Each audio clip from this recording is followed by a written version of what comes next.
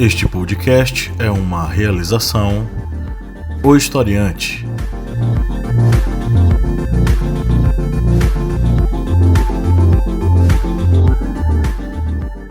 Olá, historiantes, bem-vindos mais uma vez ao podcast do Historiante, seu podcast semanal que faz várias análises e reflexões sobre história, filosofia, sociologia e atualidades, girando o mundo para trazer muitas informações para você. Eu sou o professor Pablo Magalhães e aqui na mesa, como sempre, nós temos o Márcio Fabiano. Olá! A Lídia Verônica. Oi, oi, oi. E o senhor Kleber Roberto. Hadouken! Estamos aqui nesse programa para tratar sobre a questão do neoliberalismo. O neoliberalismo é solução ou é retrocesso? O que ele representa para nós no Brasil e para a América Latina como um todo é o que nós vamos debater hoje aqui com vocês. Mas antes nós vamos para os nossos recadinhos. Se você acompanha o nosso conteúdo há um bom tempo, curte aqui o nosso material e nos acompanha sempre, considere ser um apoiador. Vá ao apoia.se/historiante e faça um apoio a partir de R$4. Ao fazer esse apoio, você tem acesso ao nosso grupo de vantagens, nosso grupo secreto, onde você tem várias recompensas, né? Você vai poder participar de um sorteio mensal de livros das nossas editoras parceiras, receber descontos em nossos minicursos em nosso site, ohistoriante.com.br, além de ter acesso a minicursos exclusivos, veiculados apenas para os nossos apoiadores, no grupo de apoiadores. Além disso, você pode discutir novas pautas conosco, participar dos nossos programas, dos nossos podcasts, dos nossos vídeos e muito mais. Então vá lá no apoia.se/historiante e faça o seu apoio. Conheça a família Historiante de podcasts. Além deste, o Historiante, você tem o Correspondente de Guerras, a voz que narra os principais conflitos ao redor do mundo, e o podcast das Arretadas, com vozes e olhares femininos sobre assuntos sociais. Todos eles disponíveis em qualquer agregador de podcasts, tá? Então, Spotify, Google Podcasts, Apple Podcasts, Castbox. E você pode até mesmo acompanhar ele através do nosso aplicativo. E aproveite para baixar o nosso aplicativo lá na Play Store, com muito conteúdo exclusivo, cards de resumo, simulados, podcasts exclusivos e muito mais. Além de receber as primeiras notificações das nossas atualizações através desse aplicativo. Então vá lá, baixe o aplicativo, acompanhe o podcast, estude, porque é conhecimento na palma da mão. Ok, vamos para a pauta. Eu estou aqui com a notícia do portal Nexo. Essa notícia diz o seguinte: jovens e queridos amigos aqui nessa mesa, prestem atenção. Neste outubro de 2019, Chile e Argentina passaram por uma ebulição política. No país andino, a população está nas ruas em protestos contra o governo do presidente Sebastião Pinheira. Houve mortes e as manifestações por melhorias de transporte, saúde e aposentadorias só cresceram. Já os vizinhos argentinos foram às urnas escolher o novo presidente, com derrota para o atual mandatário Maurício Macri. Tanto Pinheira quanto Macri foram eleitos adotando um discurso liberalizante na economia. E em ambos os casos a população se manifestou nas ruas e nas urnas contra essas políticas. O conceito de neoliberalismo é amplo e complexo, sua definição passa longe de ser consensual. Em artigo publicado em 2016, 3 economistas do FMI, Fundo Monetário Internacional, identificaram 2 aspectos como a base do que poderia ser definido como neoliberalismo: governos que adotam medidas para tentar aumentar a concorrência e reduzir o papel do Estado. A elevação do nível de concorrência seria atingida pela desregulamentação e abertura dos mercados. Já para reduzir a participação do Estado, os principais focos seriam as privatizações e limitações dos gastos do governo, buscando manter níveis baixos de endividamento público. Mas há quem veja o neoliberalismo como algo mais amplo, que pode ser definido como uma filosofia que ultrapassa o espectro econômico. A cientista política Wendy Brown, professora da Universidade da Califórnia em Berkeley, acredita que o conceito vai além do significado de participação do governo na economia, valendo hoje como a imposição de uma lógica de mercado sobre todas as esferas da vida.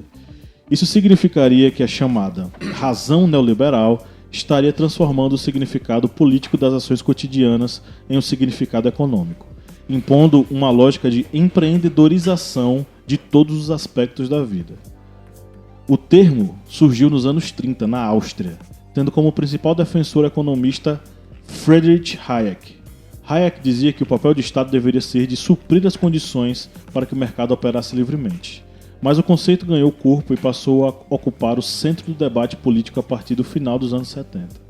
O neoliberalismo é associado à ascensão política de 2 importantes personagens da segunda metade do século XX. A ex-primeira-ministra britânica Margaret Thatcher, que governou o Reino Unido entre 79 e 90, e o ex-presidente dos Estados Unidos, Ronald Reagan, que esteve na Casa Branca entre 81 e 89. Thatcher e Reagan assumiram o poder em momentos de turbulência econômica. O mundo ainda sofria com efeitos do choque de petróleo de 1979.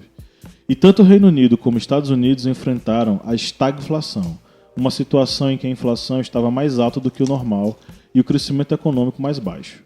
Os dois governantes adotaram então uma agenda de redução do papel do Estado, cortando impostos e desregulamentando o mercado. Na mesma época, o Chile também iniciava a implantação de políticas neoliberais sob o governo militar do ditador Pinochet. Bom, o mais a gente vai debatendo aqui, tá? Neoliberalismo tem a ver com uma política de desregulamentação do mercado, de diminuição do papel do Estado nas esferas públicas e na transformação de uma espécie de grande mundo onde as pessoas são 100% empreendedoras e elas mesmas se fazem, partindo da ideia de uma meritocracia de que quanto mais você produzir, quanto mais você fizer, maior a possibilidade, maior o seu retorno e maior o seu enriquecimento.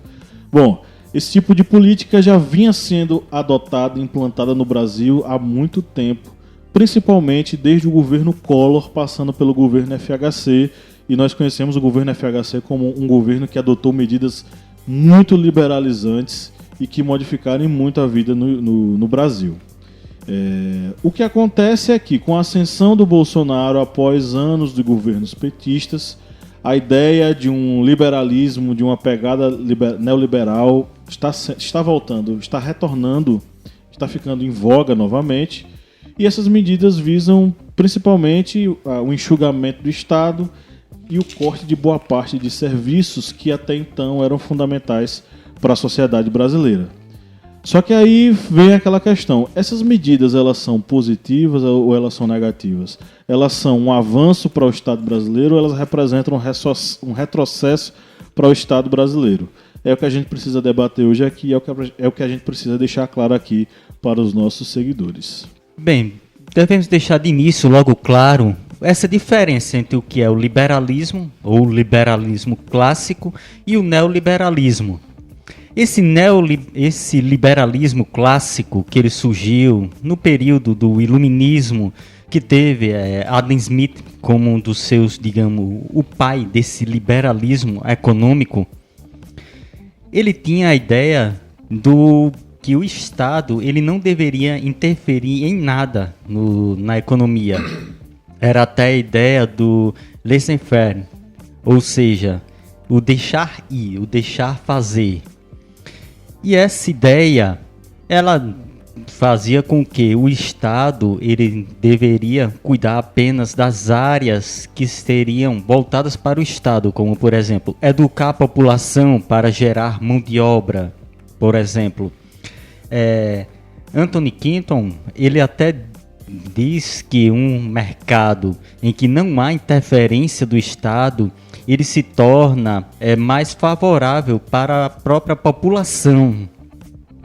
Só que esse liberalismo clássico, ele acabou tendo o seu fim, que foi exatamente durante a quebra da Bolsa de Nova York de 1929. Esse é o ponto que faz com que esse liberalismo clássico ele encontre a sua derrocada. Por quê? Porque muitos economistas e até mesmo líderes políticos, como por exemplo o presidente Herbert Hoover dos Estados Unidos, ele sabia que estava começando a ter uma crise econômica nos Estados Unidos. E isso poderia gerar uma quebra da Bolsa de Nova York. Só que ele era defensor desse liberalismo clássico, desse liberalismo em que o Estado não interferia na economia, não interferia no mercado. E ele acreditava que a própria economia iria se regenerar, mas não se regenerou. Houve a quebra da Bolsa de Nova York, houve a grande depressão. E isso acabou suscitando que esse liberalismo em que o Estado ele não iria intervir em nada na economia, ele tinha suas falhas.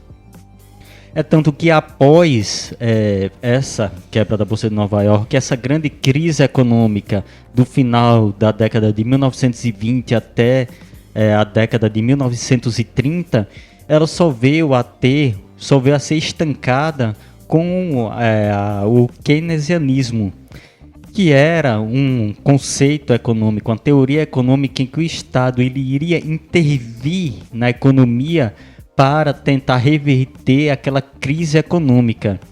E isso através de leis, regulamentos, criação de companhias, regulamentação de salários, de direitos trabalhistas. E isso ocorreu nos Estados Unidos. O presidente Roosevelt, ele foi um dos digamos, líderes econômicos que implantou essa intervenção do Estado na economia.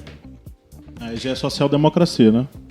Só que é o conceito do keynesianismo, de Keynes. Keynes é social-democracia. Então, mas o que eu ia dizer, que essa ideia de uma interferência no Estado, ela vai permear esse novo liberalismo, que se tornou o neoliberalismo, que não é uma economia que vai, digamos, funcionar sem interferência do Estado. No neoliberalismo, há sim uma mão do Estado, que ele regulamenta juros, taxações e até protecionismo. Então o Adam Smith faz parte do neoliberalismo. O que Keynes vai colocar vai ser a ideia de o estado de bem-estar social, correto? Isso. Essa é a base da social-democracia no século XX. O que a gente pode dizer é o seguinte: possivelmente o neoliberalismo, diante dessa experiência da social-democracia, com base em Keynes, viu que realmente a gente vai precisar dar uma ajeitada aqui, nem que seja tipo, vamos regulamentar o número de pessoas que trabalham no funcionalismo público, porque o liberalismo pregava justamente a ideia de Estado zero, totalmente zero, né? E é exatamente isso. O neoliberalismo, ele tem esse conceito também do chamado Estado mínimo, que é um Estado que vai ser enxugado, já que a máquina pública ela vai ser enxugada e, teoricamente, vai causar uma redução de impostos, uma redução tributária, já que o Estado ele vai estar enxuto. É algo que, para as nações, por exemplo, em desenvolvimento, é algo terrível, porque essas nações em desenvolvimento ainda dependem muito da interferência do Estado para conseguir desenvolver várias áreas sociais, já que não tem uma sociedade planificada com, digamos, um bem-estar social elevado. O Brasil, por exemplo, é um dos países com maior desigualdade social, e essa desigualdade social ela só pode ser reduzida através de interferências do Estado. Isso aí, por exemplo, nós podemos ver através das cotas, Bolsa Família, esse acesso das pessoas a itens básicos, por exemplo, segurança, saúde, isso que dentro de uma visão neoliberal deveria ser extinto, deveria ser voltado apenas para o, digamos, nível particular, dentro desse Estado em que necessita interferência estatal para conseguir aproximar essas duas áreas sociais, esses dois polos sociais tão diferentes, acaba tendo que ser implantado. Por exemplo, na América Latina, o conceito neoliberal é terrível. Só você ver a questão do Chile. O Chile acabou, digamos, nessa ebulição social depois de várias décadas de governos que visavam esse ideal neoliberal. E isso vai acarretar problemas sociais futuros, porque a diferença entre esses polos sociais, entre os mais ricos e os mais pobres, está cada vez se acentuando mais numa visão em que o Estado ele acaba sendo não existindo para reverter esse quadro de diferença social. Bom, com tudo que foi explicado aí, né, sobre o liberalismo e neoliberalismo pelos historiadores aqui, uma coisa que eu queria até saber de vocês, porque assim, pelo que eu li, né, e andei pesquisando, a diferença principal entre o liberalismo e o neoliberalismo era a concorrência, né, entre a livre concorrência, não é isso? Porque se antes o liberalismo defendia que a economia ela andava naturalmente, o neoliberalismo ele veio trazer uma competição entre indivíduos, certo? Que não necessariamente fluía naturalmente, mas que digamos, o Estado abandonaria, né, e cada um seguiria sua concorrência de forma livre e até mesmo desleal. É ou não é? Assim, existe toda uma questão em relação ao termo neoliberalismo pelo fato de que ele só existe porque se considera que o liberalismo do século XIX deu errado. Ele deu errado. Por que ele deu errado? Porque a gente teve a quebra da Bolsa, todo aquele problema em torno da eclosão da Segunda Guerra Mundial, enfim, o mundo entrou num colapso terrível. E aí você vai ter, na década de 70 e 80, o retorno desses ideais liberalizantes, e vai ter um negócio chamado Conferência de Washington, se não me engano. Na Conferência de Washington, eles vão definir os próximos passos do liberalismo. Esse que é um novo liberalismo. Que ele vai ter uma base ligada à ideia de liberdade econômica, para menos atuação do Estado e mais atuação dos grupos empresariais, e uma ideia de livre concorrência ainda mais forte, a partir do momento em que o próprio indivíduo, não mais o grupo econômico, mas um próprio indivíduo, ele só... Ele é o empresário. É o empresário, é a ideia de... como é que eu posso dizer? Empreendedorismo... É uma democracia empreendedora, vamos dizer assim, né? Cada indivíduo ele é um empreendedor em potencial, e o que ele tem que fazer é desenvolver esse empreendedorismo dentro dele para que ele cresça e, através da meritocracia, meritocraciar-se. Então, bom, em relação ao que você trouxe, né? Obviamente isso é um retrocesso, né? Social, então sem medidas, né? Porque quanto mais políticas, né, de bem-estar social, mais interferência no neoliberalismo, né? Porque o neoliberalismo ele necessita que haja essa digamos assim, de uma forma mais crua, desonestidade entre partes, né? Que existe uma desigualdade, uma falta de equilíbrio, e que as nossas políticas hoje, né, no Brasil, algumas que ainda estão funcionando, elas entram de frente, né, com o neoliberalismo. E para poder o neoliberalismo funcionar no Brasil, a gente tem que perder as políticas públicas. A gente tem que privatizar as empresas estatais, né? A gente tem que tirar o Estado daquela forcinha que ele dá ali na Bolsa Família, e tirar ali o Estado de tentar equalizar as diferenças raciais com as cotas, né? Enfim, o neoliberalismo ele vem justamente para distanciar qualquer tipo de envolvimento de bem-estar que o Estado possa promover, né, à população, para que haja essa desigualdade, né, para poder, teoricamente, juntos crescerem. O Chile, ele é o país modelo, né, até então, e especialmente aqui na América Latina, mas em 2015, se não me engano, 2014, a Forbes totalizou o PIB do Chile, 25% do PIB do Chile, ele era sustentado por 12 empresários chilenos. Então a distribuição de renda no Chile era totalmente desigual, né? Em 2015, o Chile, que é mais rico que o Brasil, mais rico dos países, né, na América Latina, ele tinha em 2015 ele tinha o menor salário. Ele perdia até para o Brasil, com exceção de Honduras e acho que Costa Rica. Enfim, o Chile tinha o salário, a renda, a média, né, do salário era inferior ao do Brasil, que na época não estava tão bem, né, das pernas. Mas enfim, era um país rico. Mas rico para quem, né? Como na Venezuela. A Venezuela também é um país rico, né? Teoricamente, o petróleo, né, enriquece ali, mas as pessoas passam fome no país. O fato do país ser rico não quer dizer que a população seja rica. E é preciso que a gente entenda isso. O fato dos Estados Unidos ser um país rico, ser o país das oportunidades, não oferece aos seus cidadãos políticas públicas de saúde, por exemplo, né? Aposentadoria, né? Enfim, a gente poderia até falar da aposentadoria no Chile, né? Que é modelo, já que a economia é neoliberalista.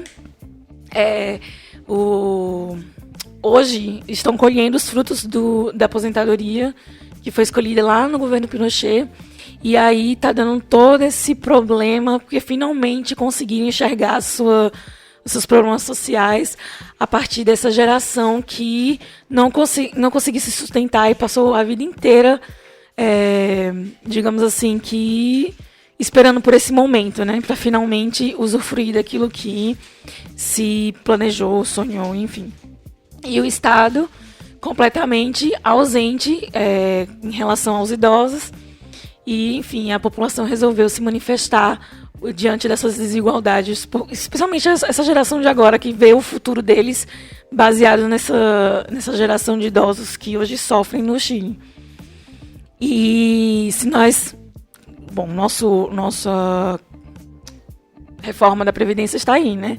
Baseada também na reforma da Previdência do Chile, que, graças a Deus, a gente está podendo ver a tempo o que o Chile colheu com sua reforma, né?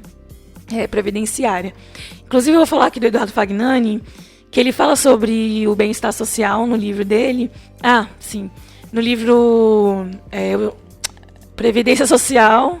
Não, Previdência, um debate desonesto, né? O professor Eduardo Fagnani, ele é economista, e ele traz no seu livro o contexto histórico, né, do surgimento da Previdência Social, a necessidade da Previdência Social, não só como uma maneira do Estado equilibrar a desigualdade social, mas também de manutenção, né, da população pelo resto da vida, né? Enfim, ele traz no livro o surgimento da necessidade do bem-estar social, o porquê, como a Previdência Social é implantada com essa ideia do pós-guerra por conta do bem-estar social, enfim. É muito importante, eu acho interessante que vocês leiam, porque é super atual esse livro, e ele vai trazer não só a opinião, mas ele também vai trazer dados que possam fomentar essa opinião e fatos históricos que comprovam, né, que a opinião dele não é baseada simplesmente no machismo, numa teoria conspiratória, enfim. Mas para o Brasil, para a América Latina, vamos ser bem honestos, assim, a América Latina não combina com o neoliberalismo. A desigualdade aqui hoje, antes do neoliberalismo, ela já existe. Se as políticas públicas elas já não são suficientes e a gente imagine quando elas forem inexistentes, né? A gente vai ter 12 empresários que têm 25% do nosso PIB, né? Imagine quanta riqueza teriam poucas pessoas e quanta pobreza que já existe não seria maior para, né, enfim, na população brasileira. E na América Latina em geral, o neoliberalismo não cola, não se sustenta, quer dizer, ou pelo menos não faz bem, né, para a população. E você se engana se você acha que você é um empresário, que você burla o sistema, quando tem um presidente, um governo que idolatra os Estados Unidos, que tem suas multinacionais e podem a qualquer momento entrar aqui no nosso país e massacrar até os grandes empresários, quanto mais você, indivíduo, hipossuficiente. Bom, já que vocês três aí fizeram uma introdução bastante elucidativa sobre o termo, eu gostaria de fazer algumas perguntas, inclusive já antecipando respostas aos seguidores que responderam a nossa pergunta quando da postagem desse novo tema, né? Mas eu queria fazer uma pergunta para você, seguidor. Quando nós comparamos o Brasil a outros países, aos Estados Unidos, a Inglaterra, a Nova Zelândia, a países da Escandinávia que tem seu seus índices de desenvolvimento humano bastante altos, e a gente simplesmente diz, está vendo, temos que seguir esses modelos porque está dando certo no mundo, tudo bem. Eu acho que o que é bacana tem que ser reproduzido, tem que ser testado, mas eu só queria lembrar alguma coisa. Procure conhecer e conhecer muitíssimo bem a história desses países. Vamos só ficar no basicão. Nos Estados Unidos. Você sabia que na América não tem sistema único de saúde? Na América a saúde é praticamente totalmente privatizada. Ou seja, você precisa ter seu plano de saúde, você precisa se garantir. Então não é assim uma maravilha. E nem tudo se resolve com os planos de saúde. Basta vocês assistirem. O próprio cinema americano, em diversos momentos, trata de histórias de personagens que sofreram porque não tinham dinheiro para poder pagar uma cirurgia de câncer ou qualquer outra coisa.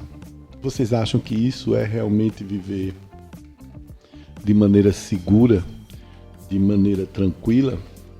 Outra pergunta que eu gostaria de fazer: se o Chile realmente foi esse ícone, foi esse popstar da América Latina, o que foi que aconteceu?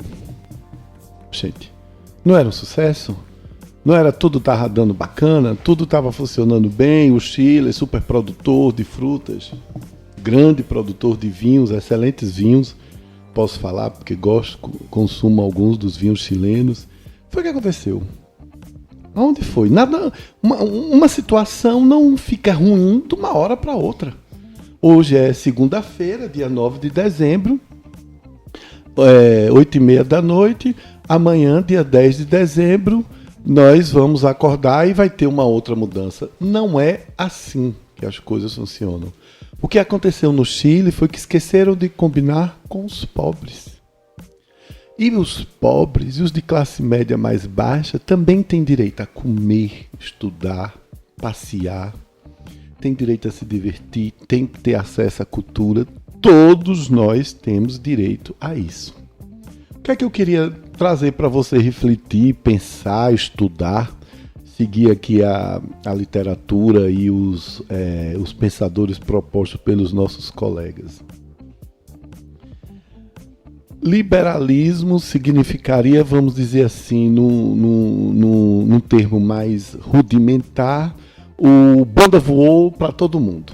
Qualquer um pode ser o que quiser, fazer o que quiser, da maneira que quiser. Gente, pelo amor de Deus, desde que o mundo é mundo, isso aconteceu. Quando deu banda voou no mundo, a gente sabe o que foi que aconteceu. Nós precisamos ter regras. Precisamos ter regras para tudo. As regras servem para que haja um mínimo de equilíbrio entre as relações com as pessoas, sejam elas pessoais, sejam elas relações comerciais, de desenvolvimento, o que quer que sejam. E quando eu vejo alguém dizendo, vamos deixar que o Estado não intervenha mais na sociedade, na economia, isso daí é bom para quem está com seus direitos garantidos. Eu pergunto, procure saber de alguém que não tem direito a nada nesse Brasil, não tem direito nem de ir a um baile funk, se divertir numa noite de domingo e voltar para sua casa vivo, beijar a sua mãe, abraçar o seu pai e dizer, estou em casa, amanhã eu vou trabalhar e depois eu vou para o cursinho, vou estudar. Vá dizer a essas pessoas o que é liberalismo. Não existe liberalismo quando nós não cumprimos nossas tarefas sociais. Não existe liberalismo quando a grande maioria da população brasileira não tem acesso à rede de esgotos, à rede sanitária. Entendeu, gente? Bota o pezinho no chão, vamos olhar, vamos sair do carro, vamos caminhar 1 quilômetro a pé, vamos tentar enxergar o outro.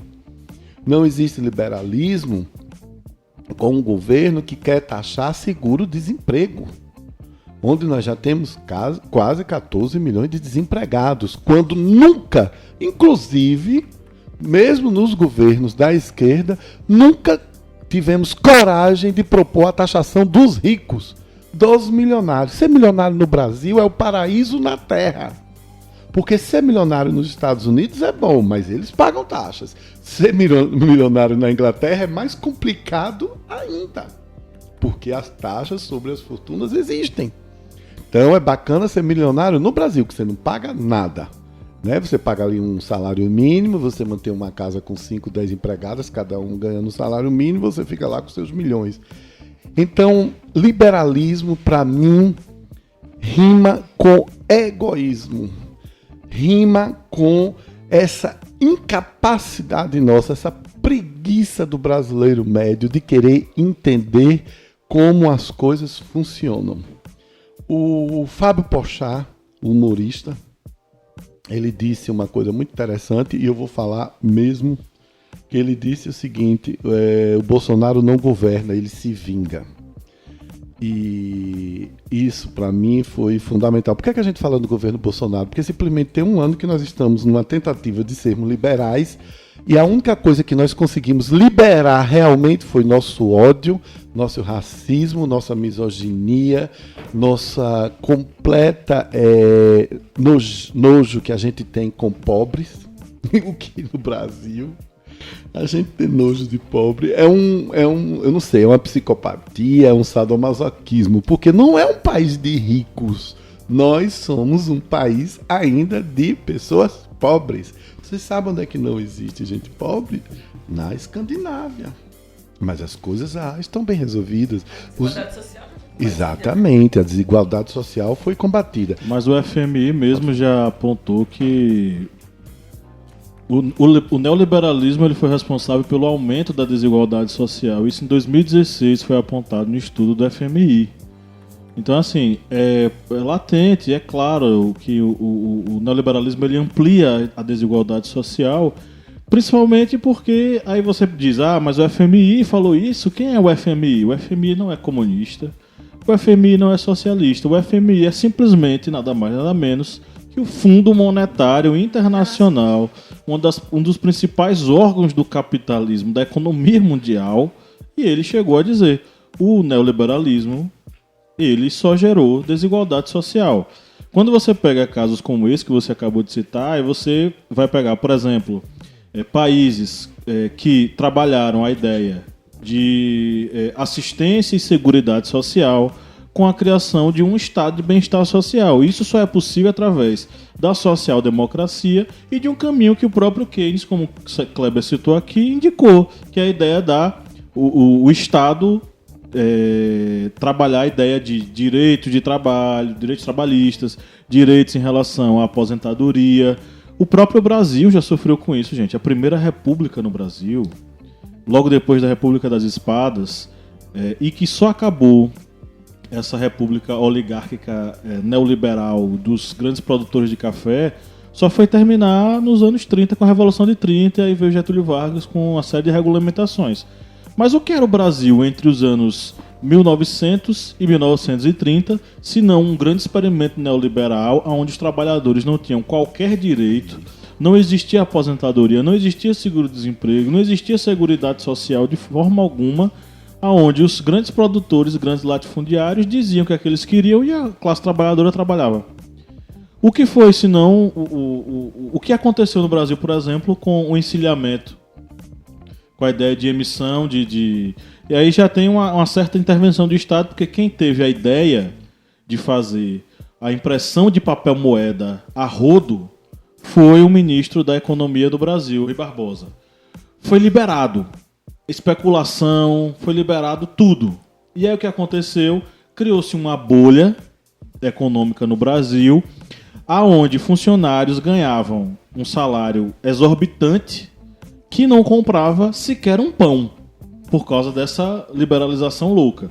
Claro, teve a mão do Estado, entre aspas, teve. Só que essa mão do Estado atuou para amplificar e potencializar a especulação monetária no país. Pessoas e pessoas quebraram. Monteiro Lobato quebrou nessa brincadeira, se não me engano. Se arrombou. A primeira vez que Monteiro... fogo nos racistas. Primeira vez que Monteiro Lobato se arrombou foi no encilhamento. Se não foi Monteiro Lobato, muitas outras pessoas também se arrombaram. Me foge a memória agora. Mas muitas pessoas foram ao prejuízo total. E quando aconteceu a quebra da Bolsa em 1929, o que foi a quebra da Bolsa, senão a grande especulação de crédito chegou um momento em que ninguém pagou o crédito que pegou. E aí o que acontece quando ninguém paga o crédito que pegou? Vai todo mundo se arrombar. Vai todo mundo pro lixo, vai todo mundo pro saco, que foi o que aconteceu em 29. E o que aconteceu no Brasil, regido por grandes latifundiários que produziam de forma louca sacas e sacas de café para vender, para exportar para os Estados Unidos e tal. O que aconteceu? O Brasil quebrou e teve que queimar sacas de café, porque se distribuísse, aumentava, na verdade, derrubava os preços e os produtores se arrombavam. O que foi que eles fizeram? Liberalismo no furico dos outros é refresco, sabe por quê? O que foi que os grandes latifundiários fizeram? Eles não pegaram as sacas de café e distribuíram. Eles tocaram fogo. Porque se eles distribuíssem, o preço caía e eles se arrombavam. O que aconteceu? Toca fogo, diminui a quantidade e mantém o preço lá em cima, pra gente não se arrombar. Foi o que aconteceu com o leite, né? No começo do ano, os exportadores de leite, os empresários do leite no Brasil, né? No governo Dilma, eles tiveram que distribuir, né? E já no começo desse ano, o pessoal que teve a queda, né, por conta do leite, perderam, eles simplesmente jogaram fora litros e litros, caminhões e caminhões de litros de leite, que dava ali para alimentar, né, cidades, inclusive. Eu só quero aqui fazer a leitura de uma notícia que acabou de sair agora do jornal Estado de São Paulo, o Estadão, no Instagram, né? Que diz o seguinte: desigualdade faz país perder 23 posições no ranking do IDH. A ONU revelou que o Brasil está se tornando o país mais desigual do mundo. A parcela do 1% mais rico já concentra 28,3% da renda total do povo brasileiro. Essa é a segunda maior concentração de renda no mundo, perdendo apenas para o Catar. Eu acho que a matemática por si só é bastante explícita. 1% da população concentrando quase 30% da fortuna do dinheiro no Brasil. Isso não é liberalismo, não. Isso daí se chama egoísmo. Nós precisamos tratar de pensar em novas soluções. Passando a limpo. Vamos lá para as duas notícias para ver se vocês descobrem. Opa, se é voltou. se é Vamos lá. verdadeiro ou falso. Vamos lá.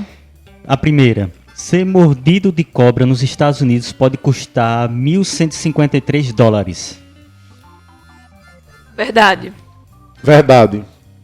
Rapaz, eu acho que é falso, que pode ser mais caro. Vamos lá? Avisa aos que atacam o SUS. Ser mordido de cobra nos Estados Unidos pode custar $153 mil.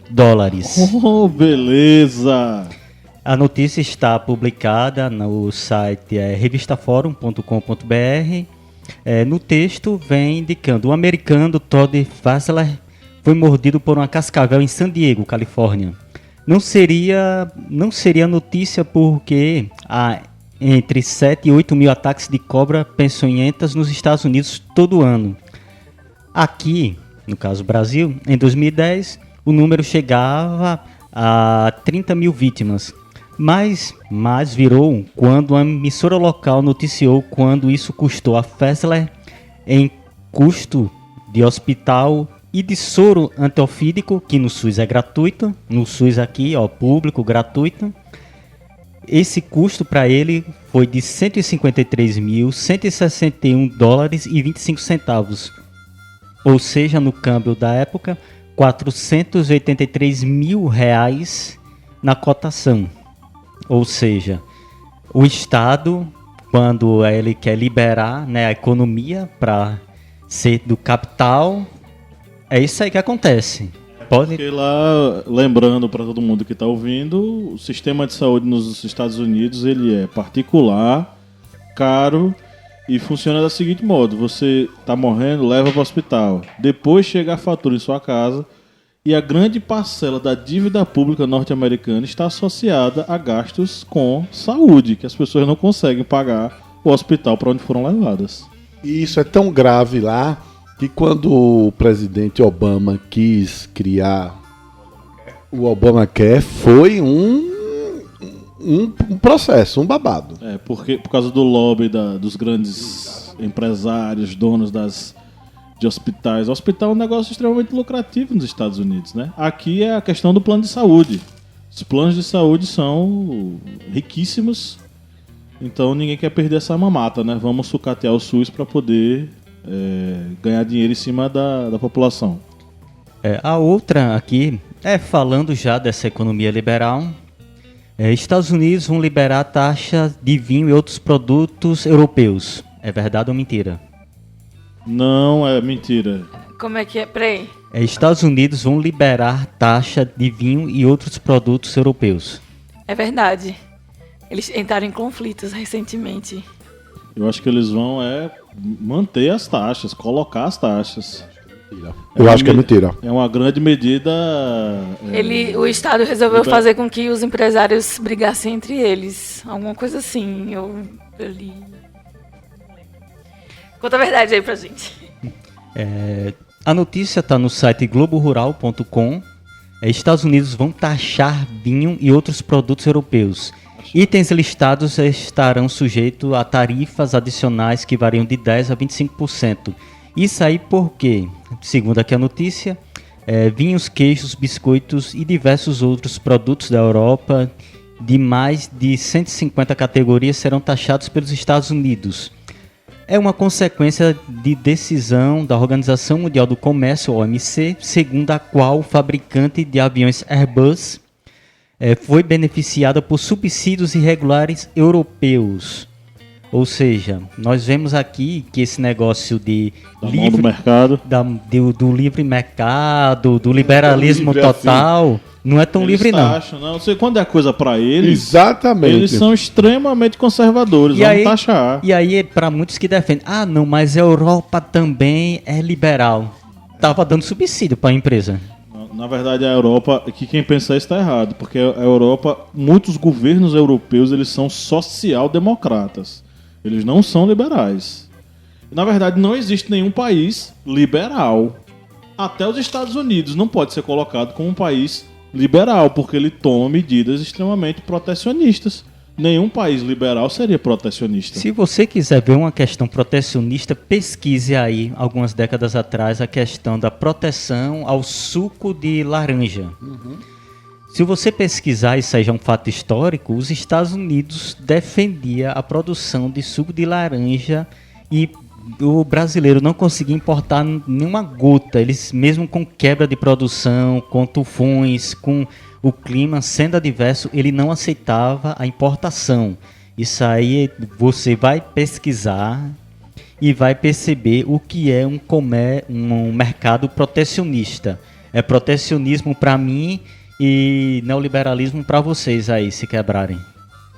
A experiência 100% neoliberal foi no Chile, pô. E o Chile é o que vai acontecer agora aí, tá? Vamos agora para os comentários? Bora. Quem começa? Eu posso falar antes? Não. Não tô entendendo, cara. Ah, é? Então tá.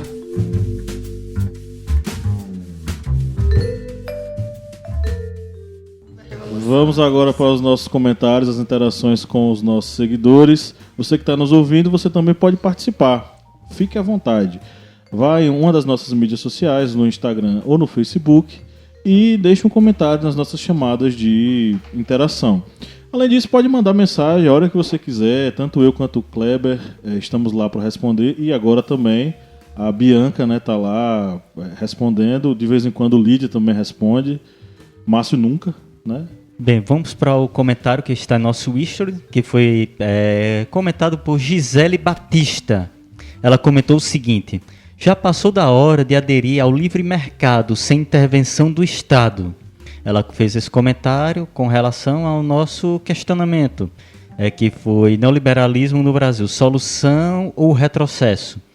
Bem, Gisele, como você já viu nas perguntas anteriores sobre, por exemplo, a taxação americana a produtos europeus, não há nenhum Estado em que tenha essa liberdade plena para, digamos, esse livre mercado. Todo governo ele vai ter alguma medida protecionista. Isto está dentro desse neoliberalismo. Pois no liberalismo havia esse desejo de que houvesse um mercado sem regulamentações do Estado e deu o que deu em 1929. A quebra da Bolsa e a Grande Depressão Mundial.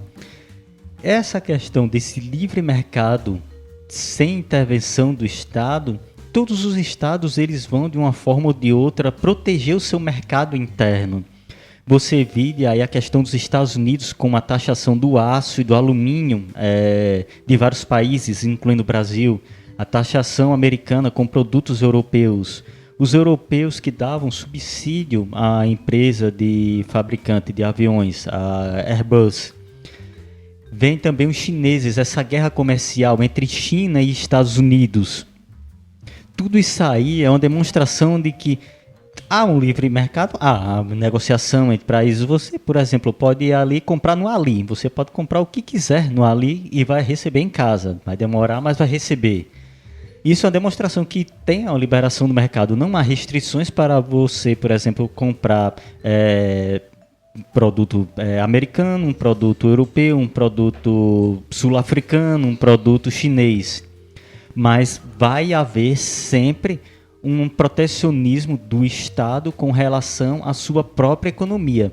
Isso daí vai estar dentro desse pacote neoliberal e que é uma forma desses governos protegerem o seu mercado interno, os seus, digamos, fabricantes, comerciantes internos, muitas vezes contra produtos que estejam muito mais baratos ou em quantidades muito maiores de negociantes estrangeiros, como por exemplo nessa questão novamente da China com os Estados Unidos, já que o mundo ele está sendo inundado com produtos chineses e vai cada vez mais haver barreiras comerciais com relação a isso.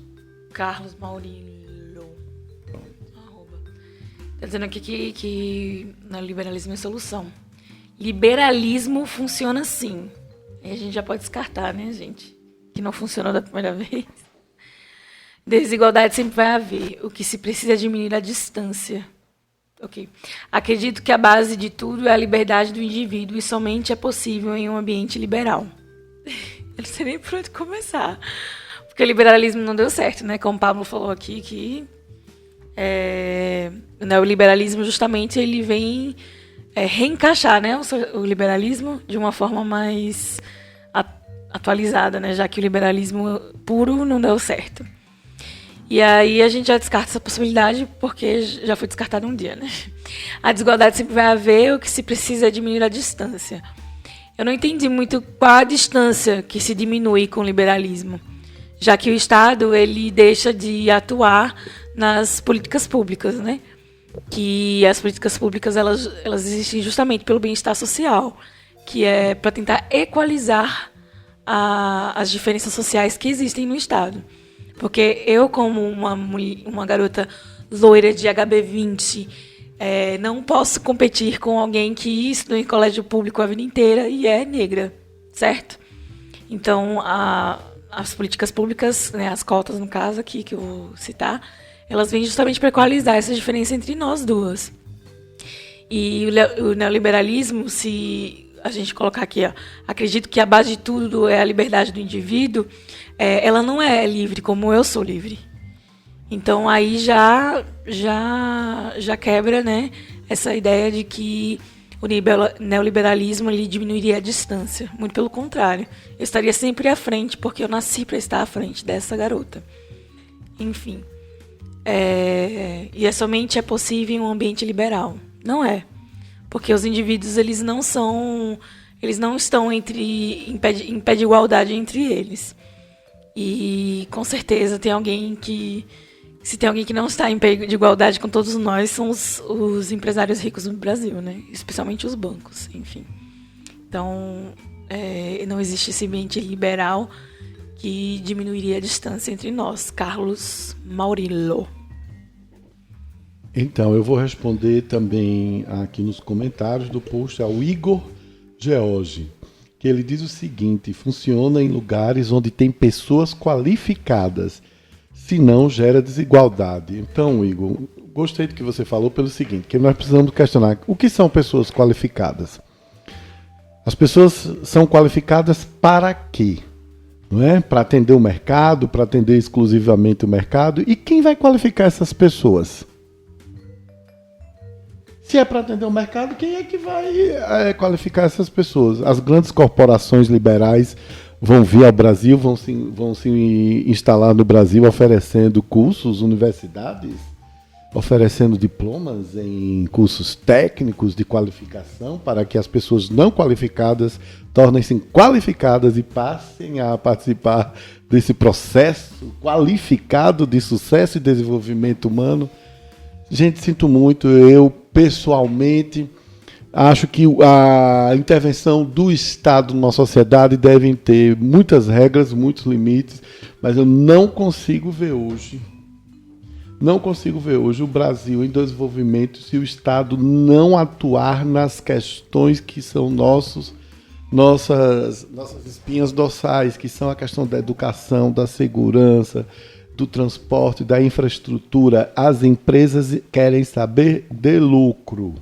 Elas passam por cima de diversas regras, de diversos discursos bonitos que servem para os seus manuais, os seus prospectos de apresentação, mas elas querem saber de lucro.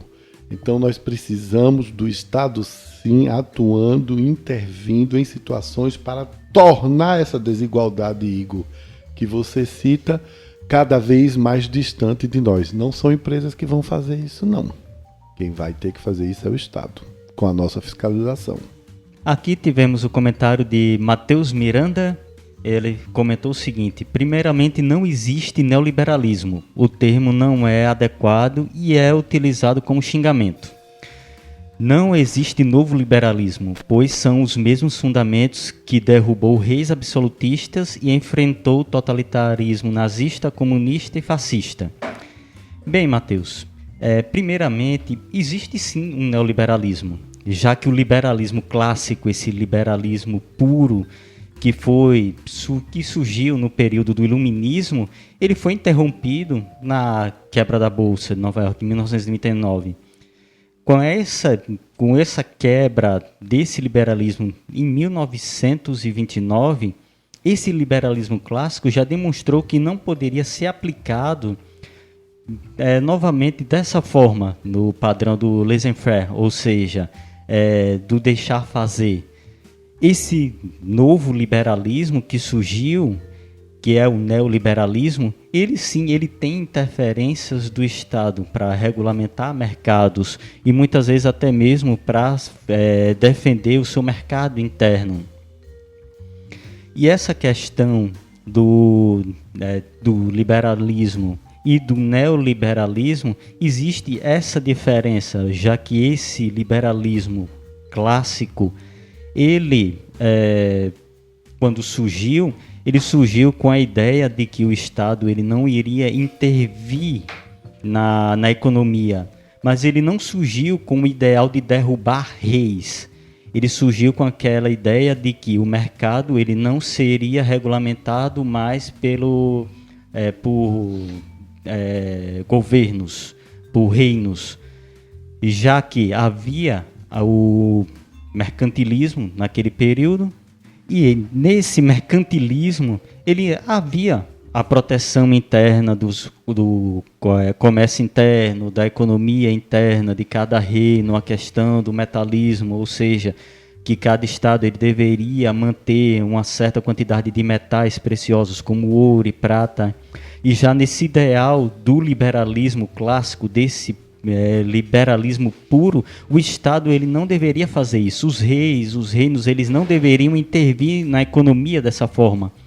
Mas em nenhum momento o liberalismo surgiu como uma forma de derrubar reis, para derrubar reinos, para instituir novas formas governamentais. Mas talvez ele esteja falando sobre o seguinte, e aí já é uma observação feita por um historiador chamado René Rémond. René Rémond ele tem um capítulo dedicado totalmente a liberalismo no livro dele, O Século XIX.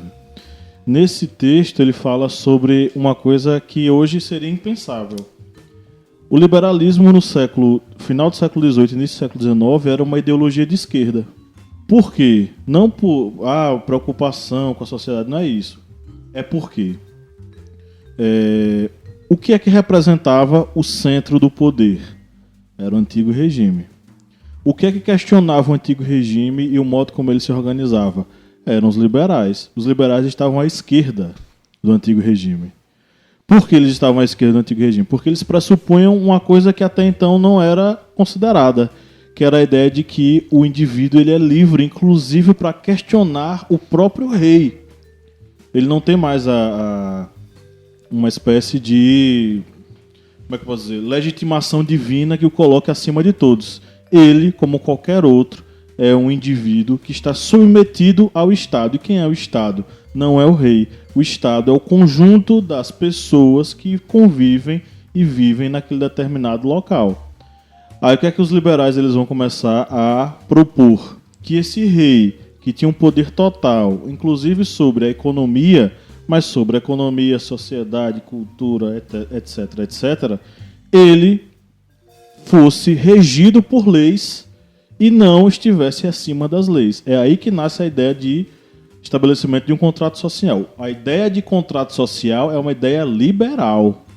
A ideia de regulamentação do poder régio, a ideia de liberdade econômica, liberdade de transações financeiras, etc. e tal.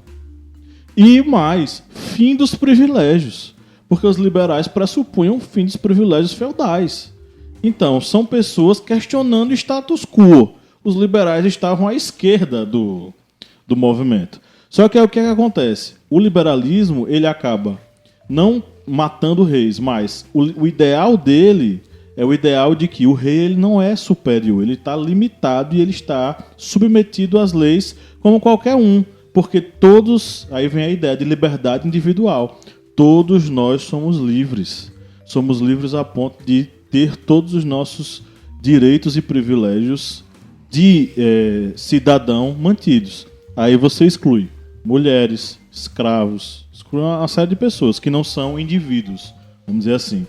E aí, esse ideal liberal ele vai se transformar no centro da política do século XIX, só que cada vez mais ideais à esquerda dele vão sendo desenvolvidos. Por exemplo, o liberalismo, dentro do liberalismo nasce democracia.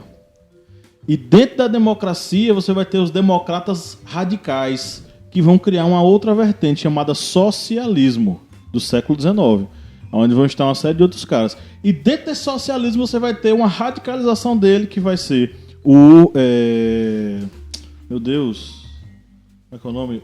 O anarquismo, né, que vai estar à esquerda da esquerda da esquerda. Hoje a gente não tem mais o antigo regime. O antigo regime acabou no século XIX. Acabou no século XVIII. O que a gente tem hoje é a ideia central desse liberalismo e as ideologias à esquerda dele. Talvez seja nesse sentido, talvez seja nisso que ele esteja falando, só que mesmo assim, o ideal liberal do século XIX, que era a ideia de liberdades individuais, do poder do indivíduo, enfim, esse ideal ele é do século XIX e ele está no século XIX. O que a gente vê depois disso são variantes completamente distintas. Completamente outras, até a gente chegar no que a gente tem hoje. E é exatamente bem colocado aqui pelo professor Pablo. E também ele faz a questão de dizer que o liberalismo foi responsável por derrubar regimes como nazismo, socialismo, fascismo. Mas aí devemos lembrar só o seguinte, que várias empresas que hoje são símbolos do mercado, da grande economia, elas lucraram muito com os governos, por exemplo, nazistas. E aí podemos citar, por exemplo, Volkswagen, a Bayer, a Siemens e até mesmo as filiais da Coca-Cola na Alemanha. Todos eles faturaram muito com o trabalho escravo de judeus em campos de concentração. E hoje são símbolos do mercado, do livre mercado, do neoliberalismo. Ou seja, Por diversas vezes, esse ideal de um mercado aberto caminhou de mãos dadas com esses regimes totalitários, como, por exemplo, o fascismo e o nazismo. E algumas vezes as pessoas elas confundem a ideia de liberalismo com a ideia de capitalismo. Exatamente. O liberalismo é uma filosofia política, uma filosofia econômica, uma filosofia social e por aí vai. O capitalismo é um modo de produção. O liberalismo, durante anos e anos, trabalhou com a ideia do modo de produção capitalista, até hoje. É levado ao extremo. Aí você pensa, quem é o indivíduo livre? O indivíduo livre é o cara dono da empresa ou é a criança que trabalha ilegalmente para o dono da empresa e dá a ele lucro e gera a ele lucro? Quem é o livre dos dois? A criança é livre porque pode aceitar trabalhar, é isso que eles querem dizer, mas essa liberdade não está associada à prisão e a encarceramento e à escravidão? É só uma coisa curiosa com relação à Coca-Cola, que até muitas pessoas podem dizer, mas a Coca-Cola é um símbolo norte-americano. Tinha realmente uma dificuldade de se transportar o xarope da Coca-Cola para a Alemanha. E o que é que os alemães fizeram? Essa filial da Coca-Cola na Alemanha, através de trabalho escravo de judeus, eles criaram a Fanta. A Fanta é uma criação da Alemanha nazista. E as primeiras propagandas tinham mulheres que no rádio ou nas exibições de cinema cantavam músicas nazistas, fazendo a propaganda da Fanta. Pinga Fogo, do Márcio. Professor Kleber, quem é liberal nos costumes é conservador na economia? Uma coisa ou outra. Pois então, explique. Nós temos como exemplo agora desse conservadorismo econômico o exemplo norte-americano. Os Estados Unidos é o símbolo do liberalismo econômico mundial, mas na primeira apertada que a China dá numa guerra comercial, o que é que os Estados Unidos faz? Vamos taxar os produtos chineses. Aí taxa aço, taxa alumínio, taxa também dos outros países, como por exemplo o Brasil. Eles usaram agora o pretexto de dizer o Brasil barateou o valor do real para isso aumentar sua concorrência de aço no mercado internacional. Mas vamos lembrar que no início desse ano de 2019, os Estados Unidos já tentou taxar o alumínio e o aço. Só que aí a OMC interviu, houve uma série de fatores e os Estados Unidos naquele momento não taxou. Mas agora veio e taxou para exatamente proteger o seu mercado interno. Não tinha... Porque aí ele fez o besta do Bolsonaro aceitar, querer participar. Como é que é o nome? Da OCDE. Da OCDE e sair, né, da OMS. Era a OMS, né? O OMC, a Organização Mundial do Comércio. E aí o besta aceitou, disse que não queria mais, pensando que ia entrar na OCDE, e aí se deu mal, né? E aí eles ficaram livres para fazer o que quisessem. Porque na questão econômica não existe esse liberalismo total das nações, não existe. Toda hora que houver uma outra nação que pode prejudicar o seu comércio interno, vai haver as barreiras comerciais. Isso qualquer nação vai fazer. Esse negócio de livre mercado para os subdesenvolvidos e vamos proteger nosso comércio para os que já estão endinheirados, para os desenvolvidos. E a gente viu os comentários, né, gente? Quantas pessoas não falaram que mas a saída é o neoliberalismo porque ele vai dinamizar a economia, vai melhorar a vida das pessoas e tal. Gente, as medidas neoliberais elas já estão acontecendo. As empresas estatais elas já estão sendo vendidas. Quando o negócio apertar e as empresas quiserem aumentar o preço, elas vão aumentar. Tem gente que diz, mas se forem empresas privadas, elas vão baratear o valor. Quem vai baratear valor de quê, minha gente? Qual é a empresa que vai aceitar baratear o valor dos seus serviços? Elas vão cobrar o valor que elas quiserem cobrar. Elas vão ver o mercado. Quanto é que tá? Quanto é que a gente pode cobrar mais? Quanto é que a gente pode lucrar? Porque quando uma empresa chega a, um momento de recessão, vamos dizer assim, a primeira coisa que os caras vão cortar é o trabalho do cara. Porque eles querem proteger o lucro deles. Então vai demitir, a rodo, enfim. Inclusive os próprios serviços que são oferecidos. Se o negócio começa a apertar, vai aumentar o preço do negócio. Vamos trabalhar com a ideia do, por exemplo, transporte público nas principais cidades brasileiras.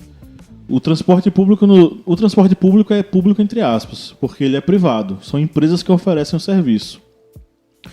Quantas cidades possuem no Brasil serviço de transporte público de qualidade? Que você diz, poxa, é fantástico, primeiro mundo. Sabe? Então, se você for fazer uma tiragem, não tem um número. Você pega as principais capitais. Salvador é um caos. Salvador é um caos. E são empresas privadas que fazem o serviço. Sabe? São Paulo é outro caos. E são empresas privadas que fazem isso. Nossas duas pequenas cidades, Juazeiro e Petrolina, são empresas privadas que fazem isso. A qualidade. A passagem é cara. E aí chegou aí o prefeito de Petrolina com essa novidade, né? Chegou o ônibus com ar-condicionado. Você dá quanto tempo para esses ares condicionados darem pau e ninguém fazer manutenção? Hein, Márcio? 6 meses. Pois é. Então, empresas privadas elas não possuem uma preocupação social de oferecer um serviço de qualidade a ponto de as pessoas, nossa, que maravilhoso, que fantástico. As empresas elas querem lucro e quanto mais elas puderem baratear custo e aumentar o lucro, elas vão fazer. E isso reflete na qualidade que vai ser oferecida para os indivíduos que vão usufruir desse serviço. Então, pensar que, mas quando privatizar tudo vai baratear o preço, vai melhorar a qualidade. Pega as empresas de telefonia móvel, minha gente. O serviço que elas oferecem é um serviço porco. Sabe? Então, tem muita... Sabe o conto de fadas que acabou que o Bolsonaro trouxe para esse pessoal? Que eles sempre desejavam e sonhavam. Meu Deus, o liberalismo, Estados Unidos e não sei o quê. Que eles queriam e sonhavam e desejavam. Agora eles vão ter um pouquinho desse mel que eles adoravam tanto, né? Que são essas medidas. Nos anos 90 nós tivemos as medidas liberalizantes de Fernando Henrique Cardoso. Fernando Henrique Cardoso foi responsável pela privatização de várias empresas brasileiras. Então você tem um pedacinho daquilo que aconteceu de medidas neoliberais com Fernando Henrique Cardoso. E tem gente que diz que Fernando Henrique Cardoso é comunista. Aí, meu Deus. Dicas culturais. Vamos para as indicações. Bem, vou indicar aqui um álbum da banda Ratos de Porão, que é Homem Inimigo do Homem. Tem letras sensacionais que vão levar você a refletir um pouco sobre essa humanidade tão carinhosa um com os outros. E vou indicar 2 livros. Um livro que eu acho que meu camarada Pablo Michel, o professor Pablo Michel, vai lembrar da nossa graduação na UPE, na Universidade de Pernambuco, que foi História da Riqueza do Homem, de Léo Huberman. De Dora Braga. Exatamente. E vou indicar um outro livro aqui que vale a pena ser lido por todos que querem entender um pouco dessa relação de trabalho, que é O Capital, de Karl Marx. O livro proibido do bolsonarismo.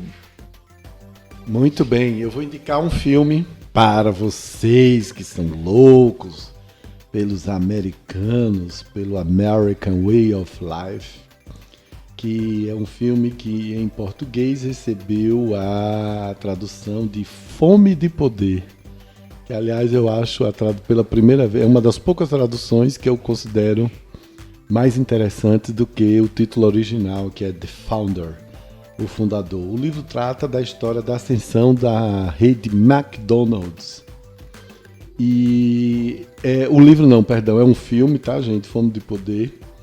E uma das coisas que eu mais gosto nesse filme é porque ele tem lá liberalismo, empreendedorismo, regras para serem seguidas, regras que foram quebradas e não vou dar spoiler, mas vocês decidem se o tal do sujeito lá era ou não era bom caráter. Vocês decidem, tá bom? E com um ator que eu sou super fã, que é o Michael Keaton. Fome de Poder já está disponível aí nas plataformas de streaming. Eu vi no Netflix. Vale a pena. É uma grande lição, tá? Porque a gente fica falando das teorias, né? das teorias, dos fundamentos, dos argumentos econômicos, mas vamos estar sempre lembrando que tudo isso tem a ver com o ser humano, o homem inimigo do homem, o homem tentando ser melhor do que o outro. Mas enfim, vejam. Eu vou fazer uma indicação seguindo a esteira do que Kleber lançou. No Brasil nós temos um livro chamado História da Riqueza no Brasil, do Jorge Caldeira, publicado pela nossa parceira editora Sextante. Nossa parceira editora Sextante, que nos enviou recentemente o livro da biografia do Mário de Andrade, Em Busca da Alma Brasileira, que nós já sorteamos para os nossos apoiadores. Bom, História da Riqueza no Brasil é escrito pelo Jorge Caldeira e fala um pouco sobre 5 séculos, né, da nossa produção material no Brasil, governos, costumes, etc. e tal, ligados à economia em nosso país. Inclusive fica a dica aí para a editora Sextante, se quiserem nos presentear com mais um livro, né, que seja História da Riqueza no Brasil. Em relação a produções cinematográficas, eu vou indicar uma série que mostra um pouco sobre o que é essa ideia de ascensão e queda capitalista liberal norte-americana, que é o Trump, um sonho americano, série da Netflix, que mostra como esse empreendedor maravilhoso, entre aspas, Donald Trump, ascendeu e caiu várias e várias vezes, com vários empreendimentos mais variados possíveis.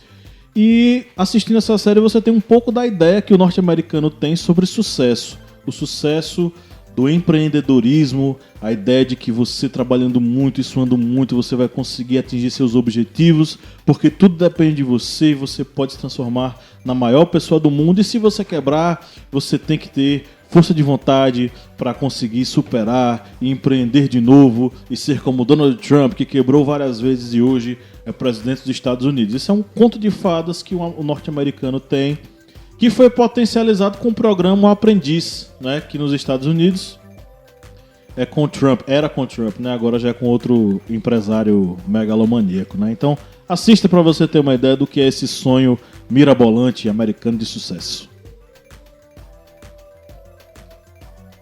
Eu vou indicar um filme e um livro. O livro que eu falei aqui no podcast do Eduardo Fagnani, que é Previdência, o debate desonesto. A gente ganhou esse livro da Conta da Corrente, né? Muito bom, muito atual. Inclusive o livro ele é atualizado. Ele foi atualizado um pouco antes de ser publicado. Então traz coisas que a gente está vivendo agora, inclusive. E eu acho legal porque cria uma linha de raciocínio do passado e dá continuidade para os próximos acontecimentos nessa reforma previdenciária. E como ele fala bem legal sobre a necessidade do bem-estar social, eu vou indicar esse livro. E o filme que eu vou indicar é Coringa. O Coringa ele teve bastante debate e repercussão sobre a questão psicológica, né? A questão clínica do personagem. Mas eu quero que vocês foquem nos acontecimentos do filme. Ele é teoricamente atemporal, né? Ele não diz exatamente quando é que pode acontecer ou quando acontece aquilo ali. Mas eu acho que é um retrato do final dos anos 70, começo dos anos 80 nos Estados Unidos, né? Quando o neoliberalismo chegou ao poder, não é isso? Por favor, historiadores, me ajudem.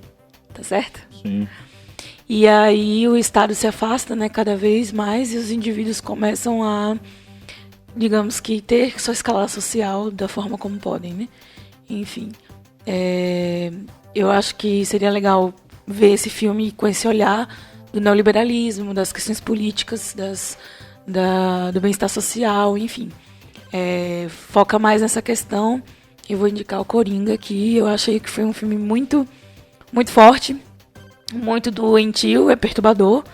E o ator, acho que ele saiu muito bem. Ele foi muito. Desculpa aí a palavra. Ele foi muito bom. Minha mãe tá ouvindo. Brincadeira. Mas, enfim, eu acho que foi um filmaço. Tirando esses pequenos erros, né? Não dá pra ser impecável. Mas é sobre a questão clínica, né? Do personagem. Mas sobre a questão social, eu acho que seria interessante vocês verem como é que funciona o neoliberalismo quando o Estado se afasta dos hipossuficientes. Ok, chegamos ao final de mais uma gravação aqui. Foi um prazer enorme estar com vocês. Lembrando que o livro que Lídia acabou de citar, Previdência, Debate Desonesto, será sorteado entre os nossos apoiadores. Então, se você está nos ouvindo, curte nosso conteúdo e está a fim de participar desse nosso sorteio mensal de livros, seja um apoiador do Historiante lá no apoia.se/historiante a partir de R$4 mensais, com vários outros benefícios que você só vai descobrir acessando lá o nosso Apoia-se. Bom, nós ficamos por aqui. Um grande abraço e no 3 vamos dar um tchauzinho, gente. 1, 2, 3. Tchau! Tchau, minha gente. Super Gêmeos ativar.